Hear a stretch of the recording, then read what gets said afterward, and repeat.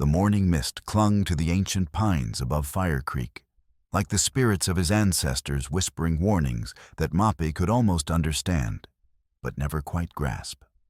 3 weeks of searching had carved new lines into his weathered face, and his dark eyes held the hollow ache of a man, watching his world die one broken treaty at a time. The iron roads were coming. He had seen the surveyor's marks on sacred trees, the stakes driven into burial grounds, the papers that promised his people would be relocated for their own protection. Now his sister Wyanette had vanished, taken by Bertram Coulter's men, while gathering healing roots, one more theft in an endless chain of thefts that stretched from his mountain homeland all the way to the marble halls of distant Washington. 16 summers he had watched her grow from a fierce child who caught fireflies with her bare hands into a proud young woman who spoke 3 languages and could read the old stories in the flight of eagles. Now she was gone, thrown into a freight wagon like cargo bound for the private sale of indenture papers he had heard whispered about in the darkest councils. The sharp crack of rifle fire shattered his meditation like breaking glass. Mape dropped behind a lightning-split pine, his .56 Spencer carbine sliding into hands that had learned their deadly craft in too many forgotten skirmishes. Through the acrid haze drifting up from burned prairie grass, he could see 3 riders circling a destroyed freight wagon in the valley below, their horses nervous and snorting at the smell of violence that hung in the mountain air. Then she appeared through the gray curtain of smoke. A woman stumbled into view, her torn chemise ghostly white against the blackened earth.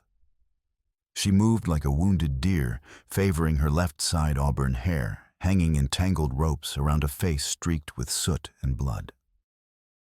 Her bare feet left crimson prints on the stones as she climbed desperately toward the tree line, glancing back with a wild-eyed terror of prey that knows the hunters circle close.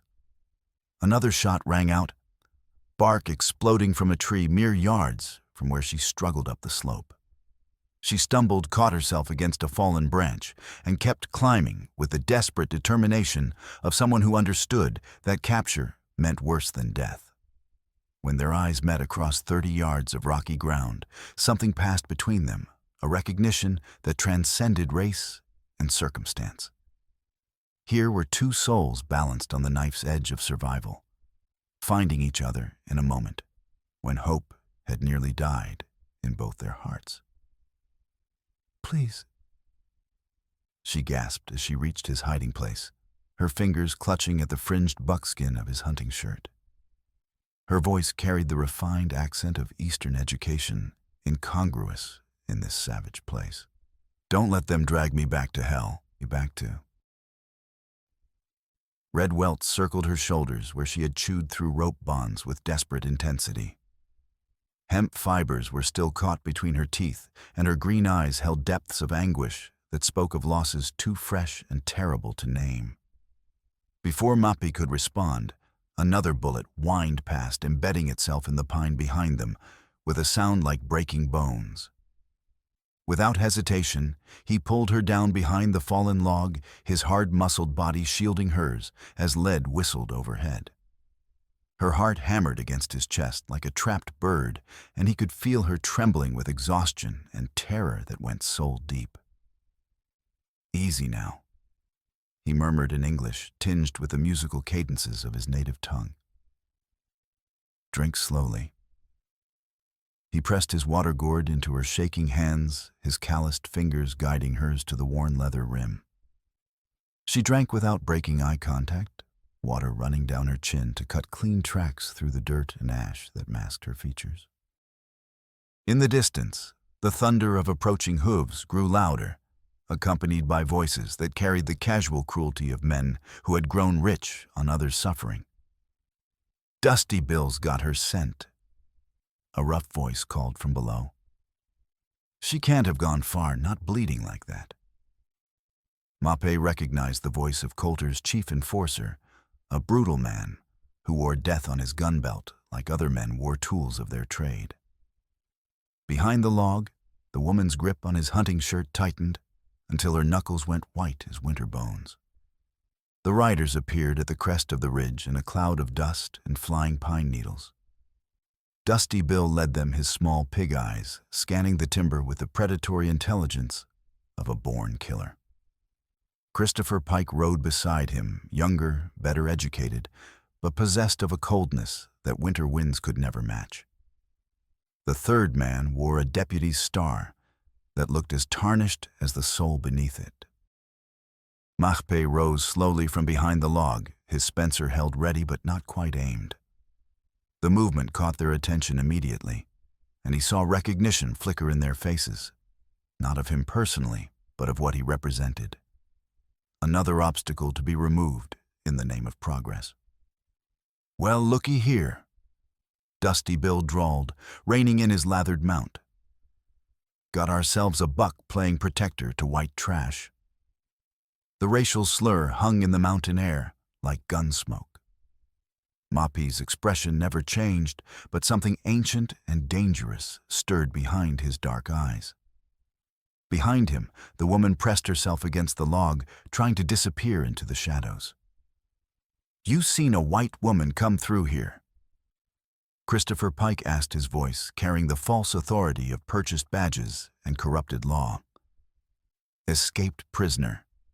Dangerous to decent folks." "Only danger I see is men with more guns than wisdom." Mape replied, his English precise despite its slight accent. "This is sacred ground. You're disturbing the spirits of the dead." Dusty Bill spat a stream of tobacco juice that splattered against the rocks. "Don't give us any of that heathen nonsense, Chief. We know she's here. Hand her over, and maybe we forget we saw you harboring a fugitive from justice." Instead of answering, Mape raised his carbine until its barrel pointed directly at Dusty Bill's black heart. "I said this is sacred ground. The spirits don't like to be disturbed by men who profit from suffering." For a moment, that stretched like eternity tension coiled between them like a rattlesnake preparing to strike. Then Dusty Bill's hand moved toward his gun, and Mape's world narrowed to the width of his rifle's sight. His shot took the hat clean off the enforcer's head, the bullet passing so close it singed his greasy hair. The report echoed through the mountains like the voice of an angry god, sending birds exploding from the trees in a fury of wings and terrified cries. The horses reared and danced, fighting their riders' attempts to control them, while the smell of black powder drifted through the pine-scented air. By the time the animals settled, Mape had already worked the lever action, chambering another round with the smooth efficiency of long practice. "Next one won't be a warning," he stated quietly, his voice carrying the absolute conviction of a man who had killed before and would not hesitate to kill again. Pike held up a restraining hand, his pale eyes calculating odds and distances with mathematical precision. "This isn't finished between us," he called out, his cultured voice promising future violence. "Coulter has a long reach and an even longer memory. So do the spirits of my people," Mape replied. "And they remember every broken promise, every stolen child, every murdered family. The wind carries their voices." The three men wheeled their mounts and disappeared down the trail, leaving only settling dust and the lingering stench of black powder. Mape waited until their hoofbeats faded completely into mountain silence before lowering his weapon. "They'll be back," the woman whispered, her voice barely audible above the whisper of wind through pine needles. "With more men, more guns. Coulter never gives up what he considers his property." Mape studied her face in the dappled sunlight, noting the intelligence that flickered in her green eyes despite her obvious terror. This was no common frontier woman. Her hands were soft and unmarked by hard labor. Her speech carried the careful diction of formal education, and her bearing suggested someone accustomed to better circumstances than these desperate straits. "What's your name?" he asked, extending a weathered hand to help her stand. "Lavinia Hart?" She accepted his assistance with quiet dignity that impressed him despite her bedraggled condition. "And yes, I escaped from Coulter's convoy 3 days ago. But I'm no criminal, whatever lies they're spreading to justify the bounty on my head." Mape shouldered his carbine and gathered the lead ropes of his pack mules, his movements economical and purposeful. Names don't carry weight in the high country. Only what a person does when the devil comes calling. He glanced at her torn clothing and bloody feet with concern that surprised him. "Right now, you're a woman who needs help staying alive. That's reason enough for any man with honor." As they started down the far side of the ridge, she walking beside his lead mule while he scouted ahead with the alert wariness of a natural predator, she found the courage to ask the question that burned in her throat like swallowed fire. "Why?" She whispered, her voice nearly lost in the creak of leather and muffled hoofbeats. "Why help a stranger when you don't know anything about me or what I've done?" Mape was quiet for so long she thought he hadn't heard. Then, as they reached the edge of a small meadow carpeted with wildflowers that seemed to glow in the slanted afternoon light, he stopped and turned to face her with an expression that held depths of pain she was only beginning to understand. "Coulter's men took my sister 3 weeks ago," he said simply, his voice carrying the weight of mountains and the ache of open wounds. 16 years old. Her name is Wyatt." His dark eyes held hers with an intensity that made her breath catch in her throat. "You might have seen her in that convoy. Young Cheyenne girl, hands bound with rope, wearing a blue dress torn at the shoulder." Understanding dawned in Lavinia's face like sunrise breaking over distant peaks. "The girl in the supply wagon." She breathed memory flooding back with painful clarity. Dark braids woven with red thread eyes like black fire always singing under her breath when she thought no one was listening. "That's her." Mape confirmed something fundamental shifting in his expression. "That's my Wyatt." "She's alive," Lavinia said quickly, urgently, seeing hope kindle in his eyes like flames in dry tinder. Frightened, but unbroken. "Every night I heard her traditional songs, beautiful melodies, that seemed to keep her spirit strong when everything else was trying to crush it. Coulter's keeping her and others like her as leverage hostages to ensure their people's compliance with his land seizures." Something profound shifted in Mape's weathered features, a weightlifting that he had carried like stone on his shoulders for 3 endless weeks. Hope, fragile as a bird's egg, but real as the mountain air they breathed, flickered to life in his chest. "Then we help each other," he said, extending his hand with solemn ceremony. "You know Coulter's operation from the inside. I know these mountains like the lines on my palm. Together, maybe we both find what we're searching for."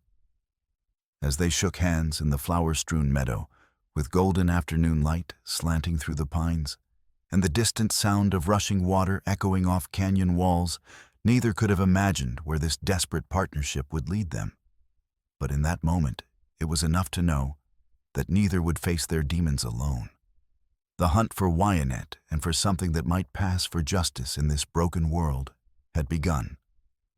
The small logging settlement of Pine Ridge hugged the banks of Whisper Creek like a collection of weathered cairns marking the graves of forgotten dreams. Mape led Lavinia to a cabin on the settlement's eastern edge, where a Norwegian woman named Astrid took one look at the injured woman and ushered them inside with efficiency born of frontier necessity. "Sit, child," Astrid said in English, flavored with the musical accent of her homeland, her pale blue eyes lingering on Lavinia's face with what seemed like professional assessment. "Those wounds need proper tending before infection sets in."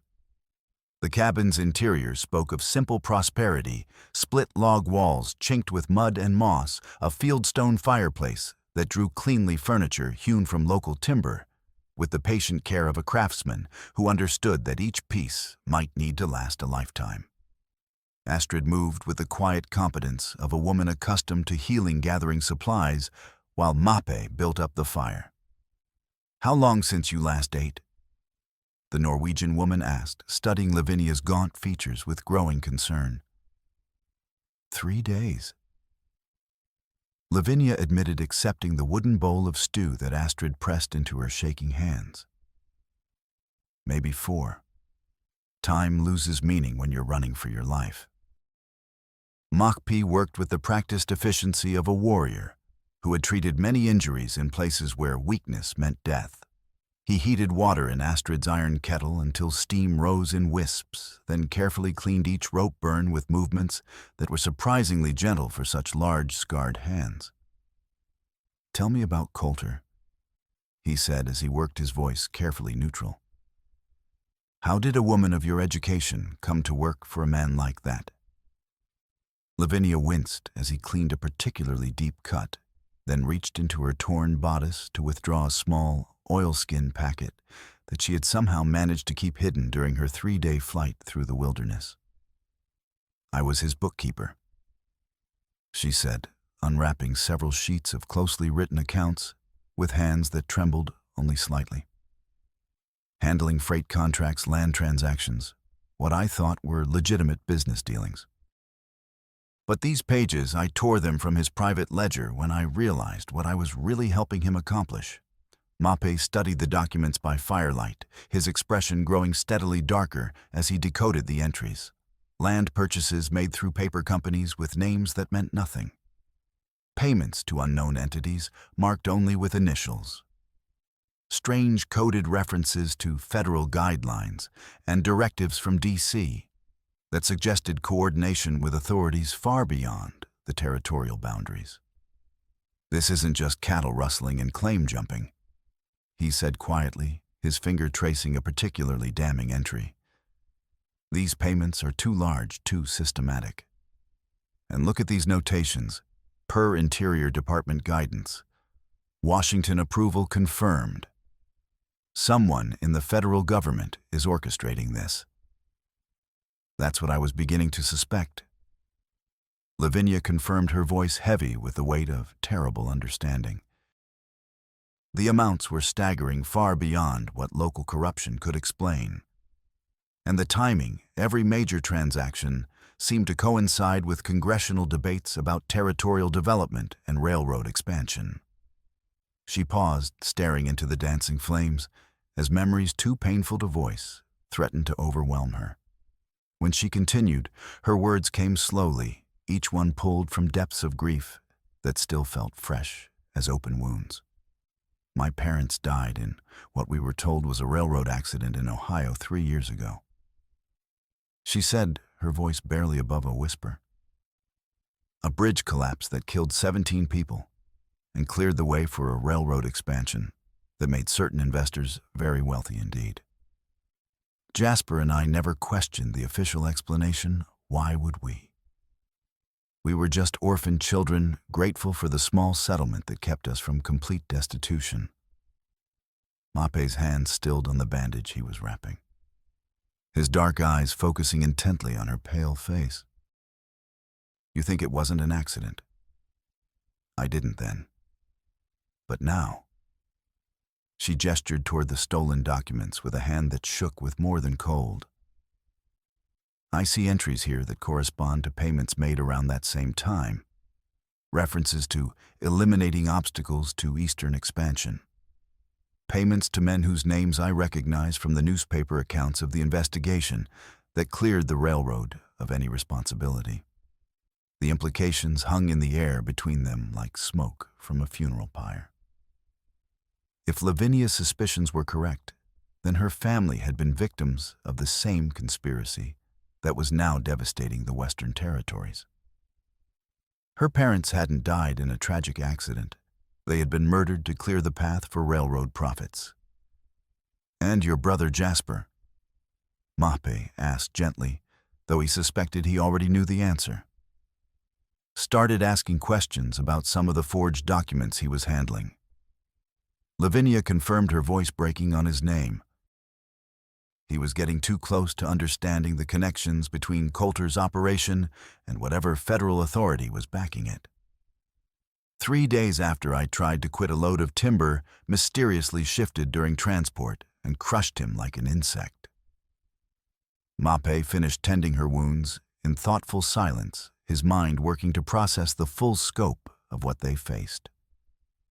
The evidence before them painted a picture of systematic corruption that reached from frontier settlements all the way to the marble corridors of Washington. Every theft of native land, every accident that eliminated inconvenient witnesses, every forged document that transferred legitimate claims to railroad paper companies, all of it coordinated by federal officials who viewed human lives as acceptable losses in the march of national destiny. "I have something to show you as well," he said, finally reaching into his medicine pouch to withdraw a folded paper that looked official despite its water stains and travel wear. Lavinia examined the document with growing alarm. It was a territorial marshal's warrant, signed and sealed, authorizing the pacification of hostile elements and the removal of impediments to territorial development. But what made her blood run cold were the specific references to Indian insurrectionists and their white Confederates, who were to be dealt with using any necessary measures. "Where did you get this?" she whispered. "Took it from the body of a federal agent who came to our winter camp with a false offer of treaty negotiation," Mape replied grimly. "He and his men opened fire on our peace chiefs without warning. I was the only one who escaped, and only because Wyatt created a distraction that allowed me to get away. They're not just stealing land." Lavinia said, the full horror of the situation becoming clear. "They're systematically exterminating anyone who might resist or bear witness. Your people, independent settlers, anyone who stands in the way of their vision of progress. And now they have my sister." Mape said, his voice carrying undertones of rage that made the fire seem to burn brighter, along with God knows how many others. Over the following days, as Lavinia recovered her strength in the safety of Astrid's cabin, they planned their next moves with the careful precision of military strategists. The Norwegian woman provided them with supplies and information gleaned from travelers passing through the settlement, though something about her behavior continued to nag at Mape's finely tuned survival instincts. She asked too many questions about their destination and timeline. Her pale eyes seemed to catalog every detail of their conversations. Most troubling, she had an explanation for everything: why she lived alone in such a remote location, how she had managed to accumulate such relative prosperity, why she seemed so well informed about territorial politics and railroad development. But Mape said nothing of his suspicions, focusing instead on the deepening bond between himself and Lavinia. During the long evening hours by the fire, they shared stories that revealed the fundamental compatibility of their values despite the vast differences in their backgrounds. She told him about her childhood in Ohio, about evenings spent reading by candlelight, while her parents discussed the philosophical questions that would later shape her understanding of justice and moral responsibility, about Jasper's dreams of becoming a lawyer who would defend the rights of working people against the predations of wealthy industrialists, about the books they had read together, the debates they had enjoyed, the shared vision of a world where intelligence and character mattered more than wealth and connections. Mape spoke of Cheyenne traditions that went back beyond memory, of spiritual practices that recognized the interconnectedness of all living things, of a way of life that measured success not by accumulation, but by contribution to the welfare of the whole community. He described his parents, who had died in the cholera outbreak that swept through the reservation 5 years earlier, and how their teachings continued to guide his decisions. Most of all, he spoke of Wyatt's fierce independence and quick intelligence, her gift for languages, and her ability to bridge different worlds with natural diplomacy. "She sounds extraordinary," Lavinia said one evening as they sat close together for warmth, the space between them having gradually diminished over the days of their enforced intimacy. "She is the best of our people," Moppy replied, his voice soft with pride and aching love. "Strong enough to bend, without breaking, wise enough to see truth, even when it's hidden behind lies, brave enough to stand for what's right, even when standing alone. She's fortunate to have a brother who understands her worth so clearly." Moppy turned to look at her, their faces suddenly close in the flickering firelight. "And I'm fortunate to have found someone willing to risk everything to help me bring her home." The moment stretched between them, heavy with possibilities neither quite dared to name. When Lavinia reached up to touch the healing cut on his cheek, a memento from their first encounter with Coulter's men, her fingers lingered with deliberate tenderness. Neither spoke of what was growing between them, but both felt it a connection that transcended their shared mission, deeper than their mutual need for survival. "There's something else," Lavinia said quietly, breaking the spell before it could overwhelm them both. "Something I haven't told you about what I saw in Coulter's operation." She described the systematic nature of the labor trafficking she had witnessed, the careful records kept of human cargo, the coordination with mining and logging operations throughout the territories that seemed to have insatiable appetites for workers who could disappear without questions being asked. "It's not random violence or opportunistic crime," she explained, her voice tight with controlled anger. "It's systematic slavery operating under the protection of federal authority and designed to provide cheap labor for the kinds of development projects that make certain political careers and financial fortunes." "How many people?" Moppy asked, though he dreaded the answer. "Hundreds, certainly. Possibly thousands. The records I saw went back 3 years and showed a steady increase in what they euphemistically called labor acquisition. Native Americans, Mexican workers, even some white settlers who had the misfortune to own land that railroad interests wanted. As they sat in the cabin's warm sanctuary, planning their desperate mission, while outside the wind howled through the pines like the voices of the dead crying for justice. Both understood that they were facing something far larger and more evil than either had initially imagined. But they also understood that they had found in each other something worth fighting for, something that might justify any risk or sacrifice. On their 4th morning at Pine Ridge, everything changed with the sudden violence that characterized life on the frontier. Mahpi woke before dawn, as was his lifelong habit, and stepped outside to check on the horses and survey the approaches to their temporary sanctuary.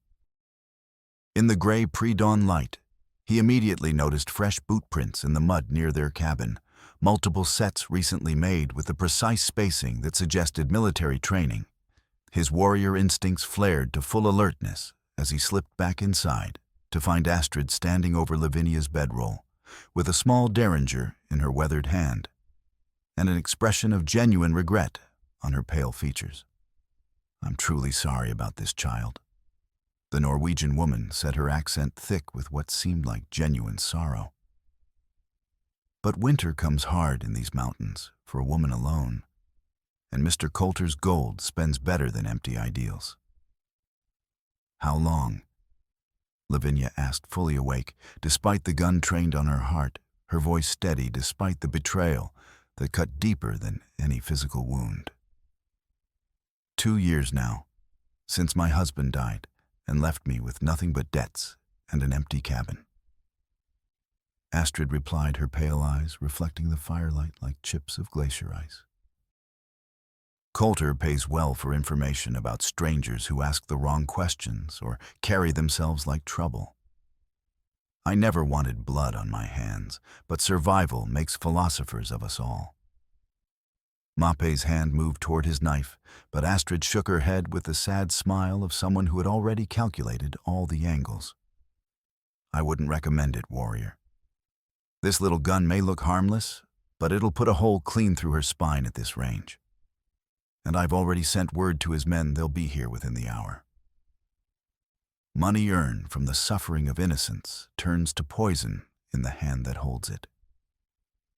Mape observed his voice carefully neutral as he studied distances and angles with the practiced eye of a natural predator. Perhaps, Astrid acknowledged, but poison that keeps you warm through winter is preferable to virtue that lets you freeze to death with your principles intact. Before she could react further, Lavinia suddenly doubled over with a convincing cry of pain, clutching at her healing wounds as if they had suddenly reopened. As Astrid instinctively moved to prevent her valuable hostage from bleeding to death, Mape struck with the lightning efficiency of a natural killer. His hand clamped over the older woman's wrist, applying pressure to nerve points with surgical precision, until she dropped the derringer with a sharp cry of pain. In the same fluid motion, he swept her feet from under her and caught her before she could fall, lowering her gently to the floor, while Lavinia quickly bound her hands with rope from Astrid's own kitchen. "I'm sorry," Mape said, as he secured the bonds, his voice carrying genuine regret. "But we can't allow Coulter's gold to purchase our deaths, and you've made your choice." They gathered their few belongings with desperate efficiency, the sound of approaching horses growing steadily louder from the main trail. As they prepared to leave through the cabin's rear entrance, Astrid looked up at them with tears in her pale eyes and fear replacing the calculation that had defined her moments before. "He'll kill me for this failure." She whispered the reality of her situation, finally penetrating the comfortable self-deception that had sustained her collaboration. "No," Lavinia said firmly, pressing a small pouch of coins into the bound hands, her last remaining savings from her time as Coulter's unwitting accomplice. "Tell him we surprised you, overpowered you before you could raise the alarm. He'll believe that more readily than betrayal from a paid informant, and find another way to survive the winter. Some prices are too high to pay, no matter what they purchase." They slipped out through the forest as the sound of riders grew to thunder on the main trail, leaving behind them a woman who would spend the rest of her life wondering whether the gold she had earned was worth the weight of the souls she had sold to earn it. The betrayal stung like winter wind, but it also crystallized their understanding of what they faced. If Coulter's corruption reached into isolated settlements like Pine Ridge, if ordinary people could be turned into instruments of his will through simple economic pressure, then the conspiracy they opposed had roots that ran deeper and spread wider than either had initially imagined. As they climbed higher into the mountains, following game trails and hidden paths that only Mape's people knew, Lavinia found herself studying the stolen ledger pages with new understanding. The coded entries began to form patterns that revealed the true scope of the federal conspiracy they had stumbled upon. "Look at this sequence," she said one evening, as they sheltered in a shallow cave high above the tree line. Payments that correspond exactly with congressional votes on territorial legislation. Money changing hands every time railroad land grants came up for debate. They're not just buying silence, they're purchasing federal policy. Mahapi studied the documents by the light of their carefully shielded fire, his expression growing grimmer with each revelation. "And this entry here," he said, pointing to a line that made Lavinia's blood run cold. "Payment authorized per Interior Department Directive Subject JH to be handled with extreme prejudice, sealed order in cipher follows." The date matches exactly with when Jasper started asking questions about those forged documents. "J.H. Jasper Hart," Lavinia whispered, the terrible truth settling over her like a burial shroud. They didn't kill him to protect Coulter's local operation. They killed him because he was getting close to exposing federal crimes that reach all the way to Washington. The implications were staggering in their scope and horrifying in their specificity. They weren't fighting a regional cattle baron and his hired killers. They were opposing a conspiracy that involved congressional representatives, Interior Department officials, and railroad executives who had decided that the Western Territories would be developed according to their vision of national destiny, regardless of the human cost. That night, huddled together for warmth in their rocky shelter, while the wind howled like the voices of the murdered dead, they held each other and spoke in the whispers of the magnitude of what they faced. But in that intimacy born of shared danger and growing love, something precious and indestructible took root between them. "We can't fight something this powerful," Lavinia said, her voice muffled against his chest as she listened to the steady rhythm of his heart. "No," Mape agreed, his arms tightening around her with protective fierceness. "But we can expose it. We can make sure the truth survives, even if we don't. And sometimes, when the truth is spoken clearly enough, it has power that no amount of money can silence. Promise me something," she whispered, lifting her head to meet his eyes in the dancing firelight. "Anything. Promise me that if we don't survive this, if they kill us before we can get the truth to people who matter, that our deaths will mean something. That Wyatt and all the others won't be forgotten." "I promise," he said, sealing the vow with a kiss that tasted of hope and desperation in equal measure. "The spirits of our people carry the voices of the fallen. Even death cannot silence truth forever." In the morning, they began the most dangerous phase of their journey, working their way toward Coulter's stronghold, while staying ahead of the hunters who pursued them with increasing desperation. The evidence they carried was worth more than their lives to the men who had commissioned the crimes it documented, and every mile brought them closer to a confrontation that would determine not just their own fate, but the fate of everyone who had suffered under the weight of the conspiracy they sought to expose. The journey to Crow's Landing took them through country that seemed designed by a malevolent god to test every survival skill they possessed. Ancient granite peaks thrust up from primeval forests like the vertebrae of sleeping giants, while glacial valleys carved by the passage of millennia provided corridors that could hide an army or become death traps with the shift of wind and weather. During the long days of careful travel, separated from civilization and thrown entirely upon their own resources, Mape taught Lavinia lessons that no Eastern school could have provided. How to read the landscape like a vast book, written in stone and water and growing things. How to find north when the sun was hidden and the stars were obscured. How to move through dense timber without leaving a trail that sharp eyes could follow. "The earth speaks to those who know its language," he explained one afternoon as they rested beside a crystal pool fed by snowmelt from the peaks above.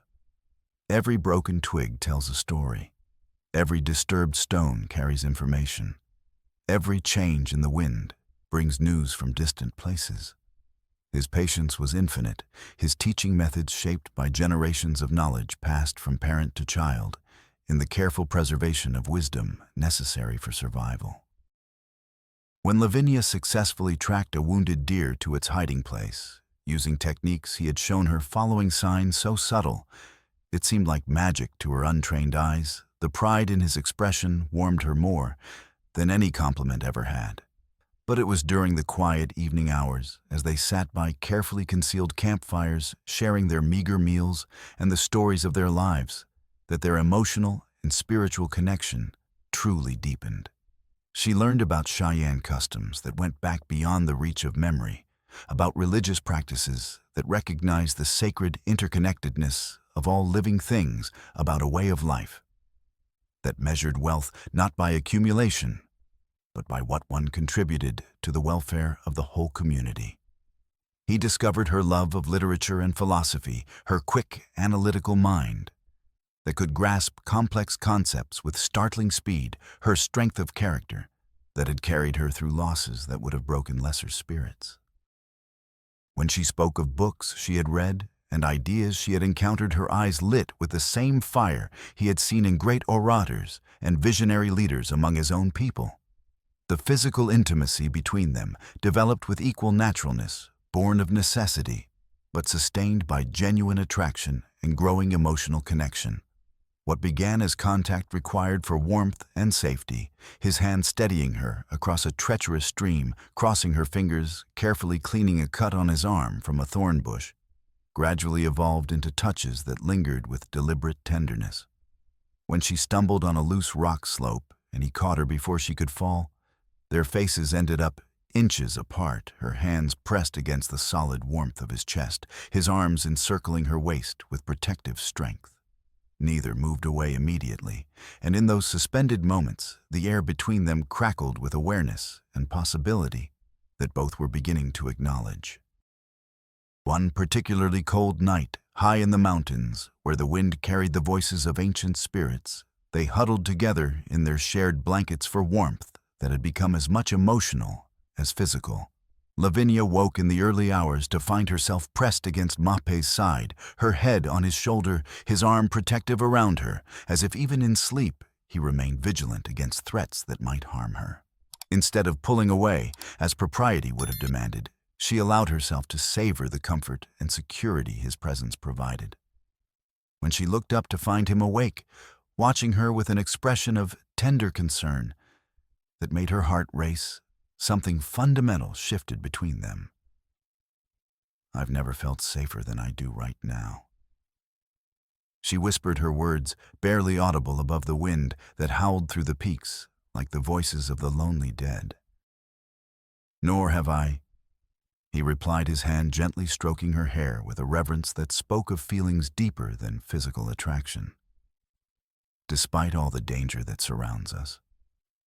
They didn't speak of love. Not yet. The words seemed too fragile for the harsh world they inhabited, too vulnerable to the violence that stalked them like hungry wolves. But in the silence that followed, as they gazed into each other's eyes by the dying firelight, both understood that whatever happened in the trials ahead, they would face it as something more than allies, and something deeper than friends. The next morning brought fresh evidence that their pursuers were closing the distance between hunter and hunted. They discovered tracks from a large party of horsemen, not Coulter's usual rabble of hired guns, but disciplined riders moving with military precision and systematic thoroughness. Federal troops. Mape observed grimly as he studied the sign with expert eyes. A full company, maybe more. Someone with real authority wants us stopped permanently. "The conspiracy reaches higher than we thought," Lavinia agreed, examining the stolen ledger pages, with new understanding born of growing desperation. "Look at this entry. Federal intervention authorized witnesses to be eliminated with extreme prejudice. They're not just after us for escaping Coulter's operation. They're trying to silence us before we can expose the government's involvement." This revelation added new urgency to their mission, while simultaneously making success seem almost impossibly distant. They were no longer simply trying to rescue Wyatt and expose local corruption they were racing against.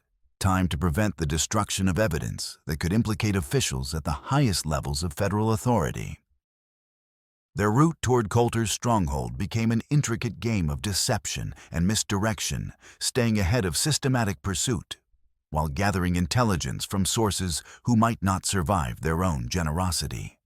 Mahapi's connections among the scattered tribes proved invaluable, providing safe houses and information about enemy movements that came at terrible cost to those who offered aid. Several times, they narrowly avoided capture, once hiding for an entire day in a cave, while soldiers camped barely 100 yards away, their voices carrying clearly through the thin mountain air as they discussed orders to take no prisoners and leave no witnesses to complicate the official reports. During these tense periods of concealment, pressed close together in cramped spaces while their hearts beat in terrified synchronization, their physical and emotional intimacy deepened beyond anything either had experienced before. What had begun as partnership forged in crisis was becoming love tested by fire, a connection that transcended the circumstances that had brought them together. The moment when they both acknowledged what was growing between them came during their most dangerous encounter yet. They had been forced to take shelter in an abandoned mine shaft when a sudden thunderstorm made travel impossible, the lightning illuminating the dark tunnel where they waited while thunder crashed overhead, like the voice of angry gods. As the storm raged with elemental fury, Lavinia found herself shaking not from cold, but from the accumulated stress and fear of their desperate flight and the weight of responsibility for evidence that could change the course of history, and the growing certainty that they were both likely to die before they could complete their mission.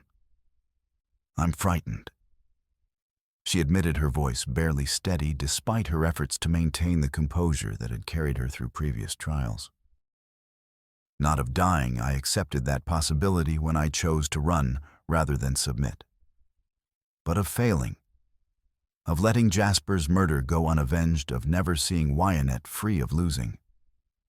She stopped, unable to finish the sentence that would make her feelings too real to deny. "Of losing what?" Mape asked gently, though he thought he understood. "Of losing you." She whispered the words torn from her heart like physical pain. "Of losing what we've found together before we've had a chance to discover where it might lead us."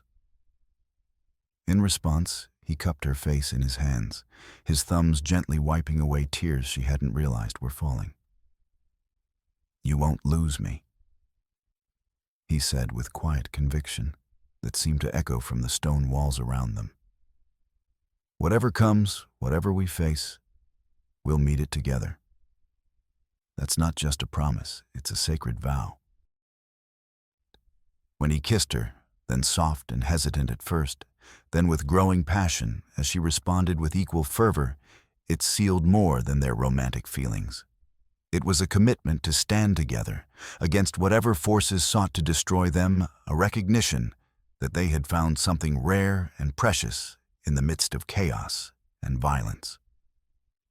As the storm raged outside their shelter, they held each other and spoke quietly of hopes they barely dared voice, carefully avoiding immediate dangers, instead focusing on the life they might build together if they survived their current trials. These were precious hours stolen from pursuit and fear, and both treasured them as a glimpse of what might be possible once justice was served and peace restored. When morning dawned clear and bright, they discovered that the storm had brought unexpected advantages. The rain had washed out several key bridges and trails that their pursuers had been counting on, while flash floods had made certain approaches to Coulter's territory temporarily impassable. This natural intervention bought them the time they needed to reach the vicinity of Crow's Landing without being overtaken by federal forces. As they crouched on a wooded hillside overlooking the stronghold that had become the center of organized evil in the territories, studying the layout through Mahpe's field glasses, while the morning sun painted the distant buildings gold, they both understood that their greatest trial lay just ahead. The town of Crow's Landing sprawled along the banks of Willow Creek like a festering wound on the pristine landscape. From their concealed position among the pines, they could see the true scope of Coulter's operation: warehouses filled with goods stolen from legitimate owners, corrals packed with cattle-bearing brands that had been altered with obvious skill, and a constant stream of freight wagons carrying cargo that never appeared on any official manifest. But it was the human cargo that made Lavinia's blood run cold with righteous fury. Through the field glasses, she could see groups of Native Americans and Mexican workers moving under armed guard, their chains glinting in the morning sun like obscene jewelry. This wasn't opportunistic crime or even systematic theft. It was systematic slavery operating in broad daylight under the protection of corrupted federal authority. "There," Mape said, his voice tight with controlled emotion, as he pointed toward a heavily guarded compound near the railroad depot. "That's where they're keeping the special prisoners." Lavinia adjusted the focus with trembling fingers and felt her heart leap with recognition and hope. A young Cheyenne woman was carrying water buckets across the compound, moving with fluid grace that marked her unmistakably as Mape's sister, despite the distance and her obvious captivity. Even bound and enslaved, Wyanette carried herself with proud defiance, her head high and her movements deliberate and controlled. "She's alive." Lavinia breathed tears of relief, blurring her vision. "And by the look of her, still unbroken." "That's my Wyanette." Mape confirmed, his voice breaking slightly on her name. "But getting to her won't be simple. That compound is defended like a military installation." They spent the next 3 days conducting careful reconnaissance mapping guard rotations with the precision of military engineers, identifying weak points in the security perimeter, and gathering intelligence from sympathetic sources who risked their own lives to provide information. What they learned confirmed their worst fears about the scope and systematic nature of the conspiracy they faced. Coulter wasn't just a regional criminal operating on his own authority. He was the territorial overseer for a federal program designed to clear the western lands of anyone who might impede railroad expansion and industrial development. Native tribes were being systematically eliminated or enslaved. Independent settlers were driven from their land through violence, fraud, and murder. Any witnesses to these crimes were permanently silenced through methods that left no inconvenient questions for official investigation. The federal government wasn't simply ignoring these activities, they were actively coordinating them through a network of corrupt officials who viewed human lives as acceptable losses in the march of what they called national destiny. "We can't fight this alone," Lavinia said, as they reviewed their intelligence on the 4th evening, the weight of what they had discovered pressing down on them like the darkness gathering in the canyon around their hidden camp. "Even if we manage to rescue Wyanette, they'll hunt us to the ends of the earth to protect their secrets. Then we make sure their secrets don't stay buried." Mape replied, his jaw set with the kind of determination that had carried his people through generations of struggle and survival. "We get the evidence, we get my sister, and we get the truth to someone with the power and courage to act on it." "Judge Marcus Thornfield," Lavinia said, sudden inspiration lighting her features like sunrise. "He's a federal circuit judge based in Denver, known throughout the territories for his integrity and his hatred of corruption in any form. If we can get this evidence to him, along with testimony about what we've witnessed, he might be able to act on it." "That's 200 miles from here." Mape observed his tactical mind, already calculating distances and obstacles. "Through country that will be crawling with federal troops and territorial militia, all of them carrying orders to kill us on sight. Then we'd better make sure we have something worth dying for." The plan they ultimately devised was audacious in its simplicity and terrifying in its implications. They would create a coordinated diversion that would draw most of the guards away from the prison compound, then strike with lightning speed to free Wyanette, while simultaneously gathering whatever additional evidence they could from Coulter's private offices. Mahape had managed to send word to Yellowhawk, his oldest friend and the war leader of their band, who had been searching for Wyanette through different channels. Yellowhawk and his warriors would provide the primary diversion by staging simultaneous attacks on the freight depot and the main warehouses, drawing attention and resources away from the prison compound while creating maximum chaos and confusion. Meanwhile, Mahashpi and Lavinia would infiltrate Coulter's private offices through a service tunnel they had discovered during their reconnaissance, gather whatever evidence they could carry, and free Wyanette in the resulting pandemonium. It was a desperate gamble that relied more on speed and surprise than tactical superiority. But it was their only realistic chance of accomplishing their objectives before overwhelming force could be brought to bear against them.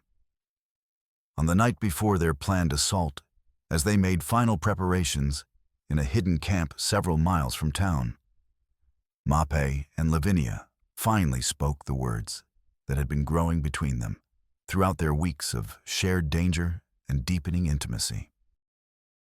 "I love you," she said simply, the declaration carrying the weight of absolute truth as they sat by their carefully shielded fire.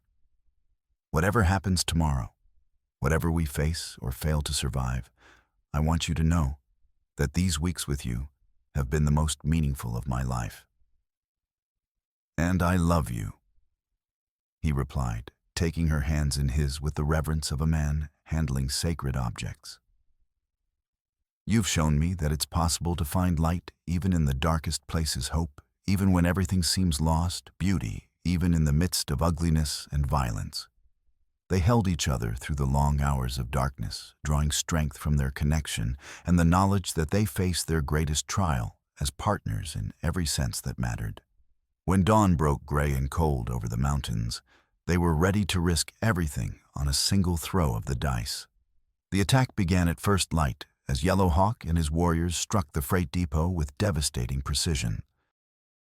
Explosions rocked the warehouses, sending columns of smoke and flame into the morning sky, as carefully placed charges destroyed Coulter's stores of stolen goods and legitimate supplies alike. The guards rushed to respond to this unexpected threat, leaving the prison compound more lightly defended than it had been in months. In the confusion that followed, Moppy and Lavinia made their move with the fluid coordination of partners who had practiced their roles until they could perform them in complete darkness. The service tunnel they had identified led from the creek bank directly into the basement of Coulter's office building, providing access that avoided the more heavily defended surface approaches. Coulter's private office was a monument to greed, disguised as respectability walls. Lined with maps showing planned railroad routes and acquisition targets. Safes filled with gold coins and bearer bonds, and most importantly, filing cabinets containing detailed records of correspondence with federal officials that documented the conspiracy from its highest levels down to its most brutal implementation. Lavinia worked with desperate efficiency to photograph the most damaging documents with a Kodak box camera she had acquired through sympathetic contacts in town, while Moppy kept watch at the windows and maintained their escape route. The evidence they uncovered exceeded even their worst expectations in its scope and systematic cruelty. "Look at this." Lavinia whispered, her face pale as death as she studied a file that contained correspondence reaching to the highest levels of federal authority. Direct orders from the Secretary of the Interior authorizing the permanent removal of impediments to territorial development by any means necessary. They're not even trying to hide it anymore. "Can you prove the connection to your brother's death?" Moppy asked, dividing his attention between the courtyard below and the systematic documentation of federal crimes. "Here," she said, her voice breaking as she found what she had both hoped for and dreaded.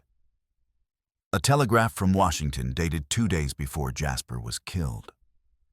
"Clerk J.H. poses unacceptable security risk to ongoing operations. Recommend immediate termination with standard accident standing orders." It signed with initials that matched the Interior Secretary's private correspondence. The sound of approaching boots in the hallway outside cut their investigation short, but not before they had gathered enough evidence to potentially bring down the entire conspiracy if it could reach the right hands. Now, they had to rescue Wyatt and escape before Coulter's men could organize an effective response to the chaos Yellow Hawk had created. The compound where Wyatt was held had become a scene of pandemonium, with guards running in all directions as smoke from the burning warehouses drifted across the town like the breath of hell itself. Moppy approached his sister's prison with the practiced stealth of a natural predator, while Lavinia provided covering fire from a concealed position that gave her clear sight lines to the most likely avenues of counterattack. "Brother," Wyatt whispered in Cheyenne as he cut through her bonds with swift, precise movements. "I knew in my heart that you would come for me." "Are you injured?" he asked urgently, his hands gentle as he examined her for signs of serious harm. "Only in spirit," she replied, accepting the spare clothing he had brought with movements that were quick and efficient, despite weeks of captivity. "These men are animals, but they need their special prisoners alive and relatively undamaged for the purposes they serve. What purposes? They're shipping groups of us north to work in the mines and lumber camps. She explained, her voice carrying controlled fury that matched his own. Slavery disguised as labor contracts protected by federal marshals who ensure that no inconvenient questions are asked. I was scheduled to be on the next train. As they prepared to leave the compound through the escape route Moppy had prepared, Christopher Pike appeared in the doorway, like a specter of inevitable doom, his rifle trained on Moppy's chest, with the steady hands of an experienced killer. Behind him stood 2 more guards, and their weapons ready, and their expressions suggesting they would not hesitate to use them. "Going somewhere interesting?" Pike asked with cold satisfaction, his educated voice carrying undertones of sadistic pleasure. "Mr. Coulter has been expecting you to make exactly this kind of desperate play. He's been looking forward to meeting the famous Cheyenne Warrior and his white accomplice." "She's not my accomplice," Moppy replied steadily, easing Wyatt behind him with protective instincts that ran deeper than conscious thought. "She's my partner, and that makes all the difference." "Does it?" Pike mused, his finger caressing the trigger of his rifle with obvious anticipation. "I suppose we'll find out how much difference it makes when you're both dead." But before Pike could complete his threat, the sound of systematic explosions echoed across the town, as Yellowhawk's warriors destroyed the railroad bridges and telegraph lines, cutting Crow's Landing off from outside assistance, while ensuring that their own escape routes remained open. In the confusion that followed, Moppy struck with the lightning speed of a warrior trained from childhood in the arts of sudden violence. His knife found its mark even as Pike's rifle discharged harmlessly into the ceiling, the blade sliding between ribs with the precision of long practice. The other guards rushed to respond, but Lavinia's marksmanship proved surprisingly accurate and devastatingly effective, her shots carefully placed to disable rather than kill when possible, though she showed no hesitation when lethal force became necessary. They fought their way out of the compound in a running battle that tested every skill they had acquired during their weeks of desperate flight. Lavinia proved herself a worthy partner in violence, as well as planning her courage under fire and tactical instincts, complementing Moppy's warrior training in ways that neither had anticipated, but both were grateful to discover.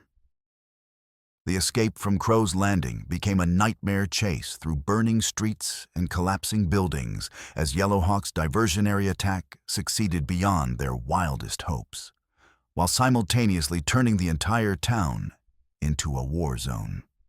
They reached their horses just as Bertram Coulter himself appeared with a company of his most trusted men, determined to stop them at any cost, rather than allow the evidence they carried to reach authorities who might act on it.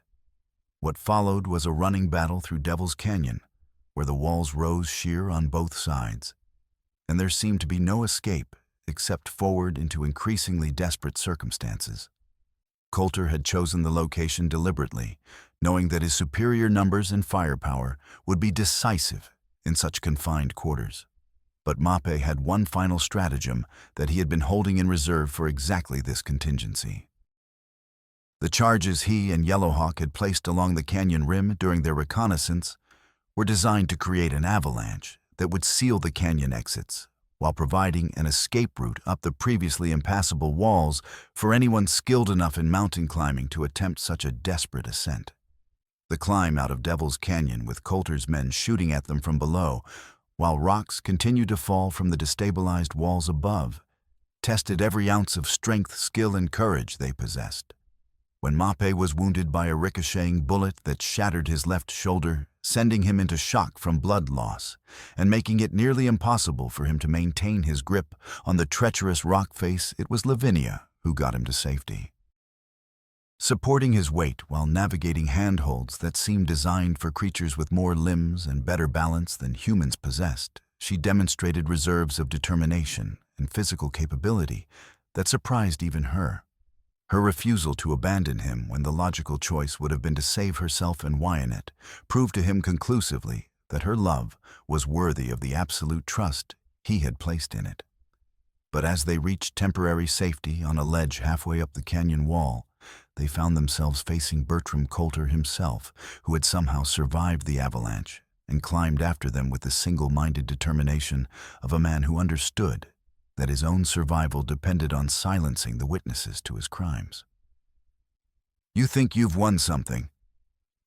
Coulter snarled, his expensive clothes torn and bloody from his climb, his civilized facade finally stripped away to reveal the savage brutality beneath. "But you know nothing about the forces you're opposing. Kill me, and 10 more will take my place. This goes deeper than you can imagine." "I know exactly how deep it goes," Lavinia replied, her voice steady despite their desperate circumstances, as she helped Mape bind his wounded shoulder. "I know about the Interior Department authorizations. I know about the systematic extermination orders. I know about the railroad executives who profit from murder. And I know about the federal judges who legitimize it all with legal documents." For the first time, genuine fear flickered in Coulter's cold eyes. "You can't prove any of that." "I already have," she said, patting the document case that she had somehow managed to keep with her throughout their flight and climb. Photographs, correspondence, financial records, testimonies from survivors. Everything needed to hang every man involved in this conspiracy, from territorial operatives all the way up to cabinet secretaries. "Then you'll have to die," Coulter said, simply drawing his pistol with hands that shook slightly from exertion and desperation. "All of you. Because I won't go to the gallows alone." What happened next unfolded with a terrible inevitability of Greek tragedy. As Coulter raised his weapon, his footing shifted on the loose scree of the ledge. Mape, despite his wounded condition, launched himself forward in an attempt to disarm the man who had destroyed so many lives. The two men grappled on the narrow shelf of stone, their struggles sending more rocks cascading into the canyon below. When Coulter's gun discharged, the bullet went wild, but the recoil and struggle sent both men sliding toward the edge of the precipice. Lavinia lunged forward, managing to grab Mape's uninjured arm as Coulter fell into empty space, his scream echoing off the canyon walls until it was cut short by the impact far below. They climbed down from Devil's Canyon as the sun set behind the mountains, 3 survivors of a battle that had claimed dozens of lives and destroyed an entire criminal enterprise. But their victory felt hollow in the face of what they now understood about the systematic nature of federal policy toward the Western Territories and the people who had inhabited them for generations. Yellowhawk and his surviving warriors were waiting at the rendezvous point they had agreed upon, their faces grim with the knowledge of losses suffered, and the understanding that this battle, however decisive, was only one engagement in a much larger war that would continue long after they were all dead and forgotten.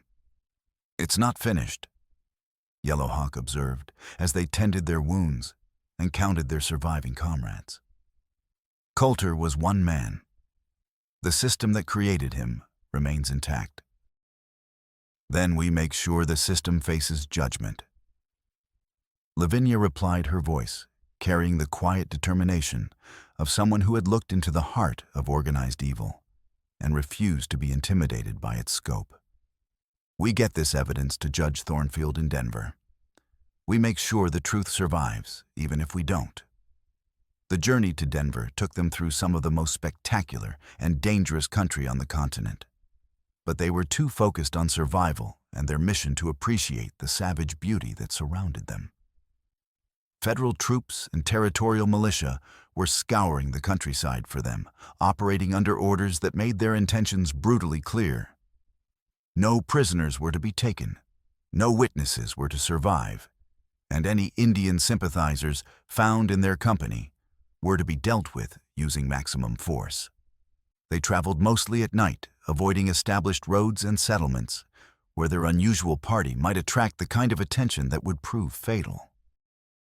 Mashpe's knowledge of traditional routes and hidden paths proved invaluable, while Lavinia's ability to analyze the systematic nature of their pursuit helped them stay ahead of the coordinated manhunt that federal authorities had organized.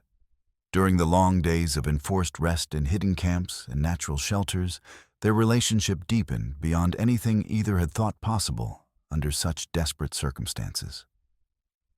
The intimacy forced upon them by their situation, the shared danger that made every moment precious, and the growing certainty that they were likely to die before completing their mission combined to create a love that was both passionate and profound.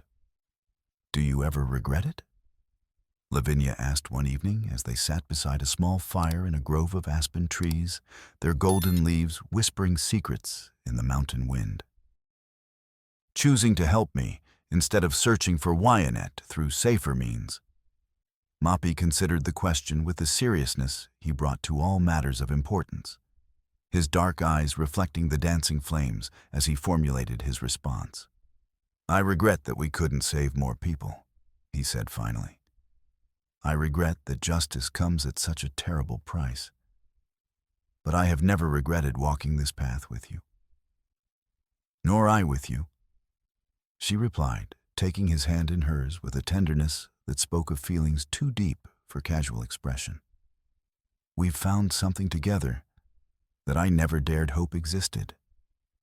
Wyatt, who had been quietly listening from her position near the edge of their camp, turned to face them with a smile that transformed her serious features. "In the old stories," she said thoughtfully, "love forged in fire burns brighter and lasts longer than love born in comfort. You two will have a story worth telling to your grandchildren. If we live long enough to have grandchildren," Lavinia observed with gentle humor that carried undertones of very real concern. "You will," Wyatt said with the quiet confidence of someone who had learned to read the future in the patterns of wind and weather. "The spirits have invested too much in bringing you together to let you be separated now." Judge Marcus Thornfield proved to be everything Lavinia had hoped, and more a man of unshakable integrity, whose reputation for honesty and moral courage had made him legendary throughout the Western Territories. When they finally reached his courthouse in Denver, travel-worn and exhausted but miraculously still alive, he listened to their story with growing alarm and studied their evidence with the careful attention it deserved.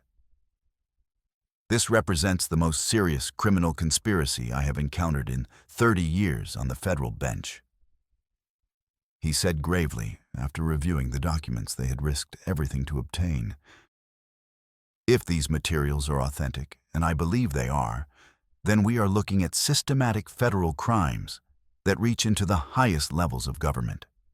The legal proceedings that followed stretched over many months as Thornfield carefully built his case, while protecting the key witnesses from assassination attempts that came with increasing frequency as the scope of the conspiracy became clear.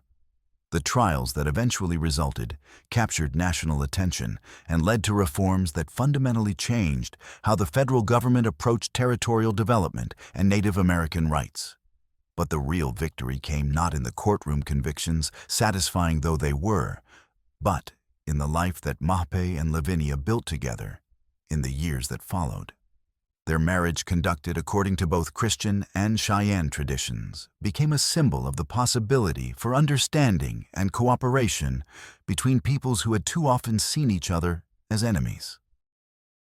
25 years later, as they sat together on the same hillside where they had first gazed down at Crow's Landing, surrounded by children and grandchildren, whose mixed heritage represented the future they had fought to make possible, Lavinia reflected on the strange paths that had brought them to this moment of contentment.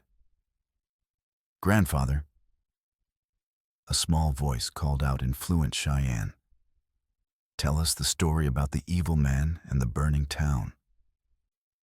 Lavinia smiled as she watched Mape's face light up with the joy he always felt when asked to share their history with the next generation. But before he could begin, she surprised him by responding to the child in equally fluent Cheyenne, her pronunciation carrying only the slightest trace of her Eastern origins. "That story begins with your grandmother, running through smoke and fire," she said, gathering the children around them as the sun set behind the mountains they had crossed together so many years before. "And it ends with the understanding that love and justice are the same thing seen from different directions." As their voices joined together in the ancient cadences of storytelling, weaving their personal history into the larger tapestry of their people's survival and adaptation, both understood that they had accomplished something more precious than mere victory over their enemies. They had created a bridge between worlds, a living proof that even the deepest divisions could be healed by courage, sacrifice, and love, strong enough to transform hatred into hope.